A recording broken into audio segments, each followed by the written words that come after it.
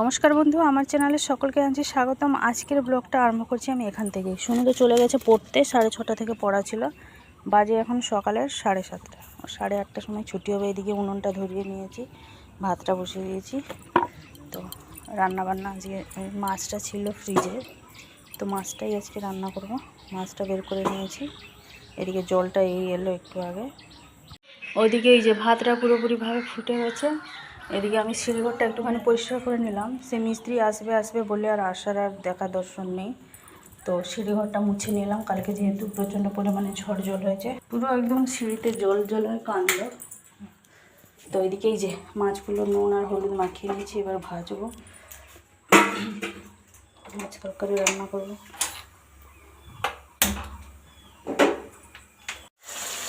মাছগুলো এখানে সময় ভাজা হয়ে গেছে, সবার লাস্টে ভেজে নিলাম এই যে মাছের মাথাগুলো। এদিকে আলুগুলো ছাড়িয়ে নুন দিয়ে ভেজে নিচ্ছি, কড়াইতে দিয়ে দিয়েছি তেল, পেঁয়াজ, টমেটো সব একসাথে দিয়ে আলুগুলো ভেজে নিচ্ছি। মশলাটা ওদিকে দিয়ে গন্ধ করছি। ভাতটা এখনও পর্যন্ত হয়নি, ওদিকে ভাতটা হচ্ছে, এদিকে মনে হচ্ছে আমার তরকারি হয়ে যাবে, কিন্তু ভাত হবে না। শনিবার ছুটির টাইম হয়ে যাচ্ছে, 8:30টায় ছুটি, 8:15 মতন হয়ে গেছে। আশা করছি তরকারিটা বসিয়ে রেখে দিয়ে তারপরে যাবো। সোনুর ছুটি হয়ে গেছে, ওকে নিয়ে চলে এসেছি। ভাত তরকারি ওদিকে হয়ে গেছে। এই যে চলে এসেছি। সোনুর জন্য এদিকে এক পিস ভাজা আছে। আমাকে রাস্তায় জিজ্ঞেস করছে কী তরকারি রান্না করছো আজকে, আমায় জিজ্ঞেস করছে। মাছের ঝোলটা এদিকে হয়ে গেছে, বন্ধ করে দেবো এবার। এক তরকারি ভাত, মাছের ঝোল আর আমের চাটনি। আমের চাটনি মানে ওই আম ছেঁচকি, ব্যাস। পর্যন্ত আমার চান হয়নি, জানেন। চান করে পুজো করবো, তরকারিটা মাকে দিয়ে টেস্ট করাবো কোন ঝাল কী সব দেখবে। আমি পুজো ধরা দেবো, 9টা বেজে গেল। ওয়েদারটা এই মানে মেঘলা আছে বলে একটু রেহাই আছে, নাহলে এতক্ষণে মানুষ পুরো আধা সেদ্ধ হয়ে যেত। যে বেজে গেছে 10টা 10 মতন। মা আমি একসাথে দুজনে চান করে নিলাম। চান ফান সব কমপ্লিট, পুজো জাস্ট এই করলাম পুজো। জলগুলো সমস্ত কিছু ভরে নিয়েছি। আর এই যে কাপড় চোপড়গুলো কাঁচা হয়ে গেছে, এগুলো সব ছাদে যাবো, শুকনো দেবো, শুনুকে খাওয়াবো। এখনও অনেক কাজ। ভাবছি ওকে ভাতটা খাইয়ে দিয়ে তারপরে যাবো ছাদে কাপড় শুকনো দিতে। ও আবার চান করবে।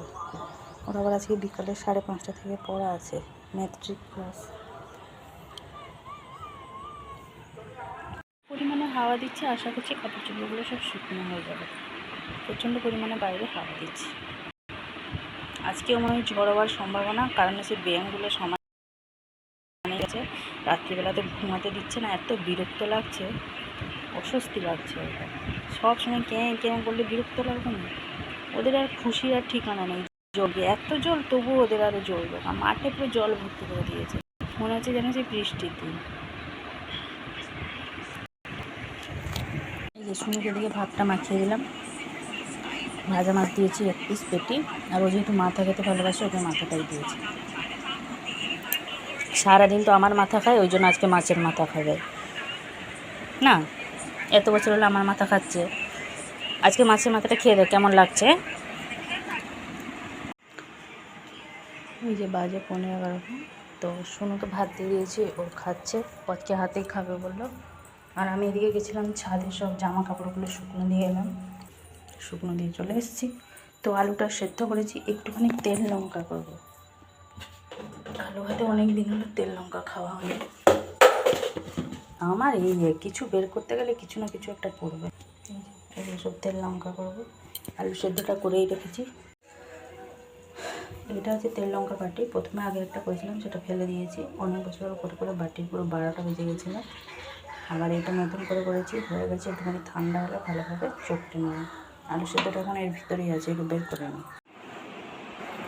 বাজে এখন 2:30। খাওয়া দাওয়া কমপ্লিট হলো, বাসন মাঝামাঝি করে রাখলাম। শুনে তো অনেকক্ষণ হলো বেশ ঘুমিয়ে পড়েছে, মানে ঘুমাচ্ছে। ছাদ থেকে সমস্ত জামা কাপড়গুলো তুলে নিয়ে এসেছি। এবার আমি একটুখানি রেস্ট নেবো। ওর পড়া, আমি একটুখানি ঘুমাবো। আমি তখন ঘুমাইনি, কারণ সে উঠে সবাইকে খেতে দিতে হবে, এই কারণে ঘুমাইনি। মা ওষুধ খেয়ে ঘুমিয়ে পড়েছিল, শুধু আমি জেগেছিলাম। এই কারণে আমি ঘুমাইনি, কারণ সে বারবার খেতে দেওয়া তো ঘুমটা হয়নি, বেশ খচবচে মতন হয়ে যায়। ওই জন্য আমি মানে বাসন মাঝামাঝি করে একদম নিশ্চিন্তে 1 ঘন্টা ঘুমাবো, নিশ্চিন্তে ঘুমাবো, যেন কেউ আমাকে না ডাকে। তো অনলাইন থেকে একটা পার্সেল আসার ছিল, সেই কারণে আরও ঘুমাতে পারিনি। মানে বাবার এমনি টি শার্টগুলো এসছে, প্রিন্টে অর্ডার দেওয়া ছিল। চলুন এবার একটুখানি রেস্ট নিই। আটা মাখিয়ে দিয়ে চলে এসেছি, বাটন টাটন মেজে সব রেখে দিয়ে চলে এসেছি। একটুখানি ঘুমাবো, তারপরে উঠলে বাকি কাজ। 6:40 বাজে। শুনু তো গেছে পড়তে, মা এখানটায় গিয়ে বসে আছে। মশা ধু জ্বলছে, প্রচণ্ড পরিমাণে মশা, জানলা ফানলা লাগিয়ে। আপনাদের দাদা চলে এসছে। শুনু তো 7:30টার সময় ছুটি, ওই জন্য আমি বলেছি তুমি গাড়িটা ওখানে মানে ওই বাইরেটাতেই রাখো। কী সব জিনিসপত্র বার করতে গেছে। এই যে আপনাদের দাদা নিয়ে এসছে কচুর লতি, এই যে নিয়ে এসছে কচুর লতি। আর এইটাতে আছে এইসব ডোসার জন্য সব কিছু নিয়ে এসছে, সঙ্গে একটা তেল প্যাকেট ফ্রি না, ওটাও কিনে এনেছে, আমি এমনি বললাম ক্যাজুয়ালি। জিরে, সর্ষে, বাদাম, অরহর ডাল, তেজপাতা, চানাচুর, তেল, এদিকে এনেছে আমগুলো টক লাগছিল আগেরবারে, এবারেও নিয়ে এসছে, জানি না কেমন লাগবে। যখনই আমি এভাবে সসপ্যানে চাটা বসাবো তখনই এভাবে পড়ে যায়। একদম লো ফ্লেমেই ছিল, তাতেও পড়ে যাচ্ছে জানেন। এসব আমার সব বাড়তি কাজ, এগুলো সব বাড়তি কাজ। কী অবস্থা দেখুন, মুছে মাছে এত সুন্দর করে রাখতে যাবো, সেই কিছু না কিছু একটা হবে। চলুন তাহলে 6:45 বাজে ঝপঝপি মানে ঝটপট রুটিটা করে নিই। 7:30টার সময় ছুটি হবে, তার আগেই যেন শেষ হয়ে যায় আমার। রান্নাঘরের অবস্থা দেখুন, রুটি করতে গিয়ে 7:10 বাজে আমার রুটি করা কমপ্লিট। মানে আমগুলোকে জলে ভিজিয়ে রেখে রেডি হয়ে যাবো সোনাকে আনতে। আপনাদের দাদা যাবে, আমিও যাবো, তো নিয়ে আসবো সোনাকে। এটাই আমার টেনশন ছিল যে আদৌ রুটি করা শেষ হবে কি না হবে। ঘুমিয়ে পড়েছিলাম জানেন, 3টের সময় ঘুমিয়েছি, 3:30 নাগাদ ঘুম ধরেছে, পুরো 5টা বেজে গেছে। মাঝখানে একবার ঘুম ভেঙেছিল, আবার ঘুমিয়ে পড়লাম, তার মাঝে 14বার কারেন্ট যাচ্ছে আসছে। 5টার সময় ঘুম ভেঙেছে, ঘুম থেকে উঠে সোনুকে দিতে গেছিলাম, দিয়ে এসে ঘর তোর ঝাঁট দিলাম, চা করলাম, সন্ধে দিলাম।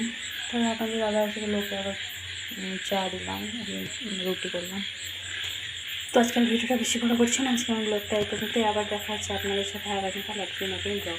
সবাই ভালো থাকবেন, সুস্থ থাকবেন। ভিডিওটি ভালো লাগলে লাইক দেবেন। টাটা।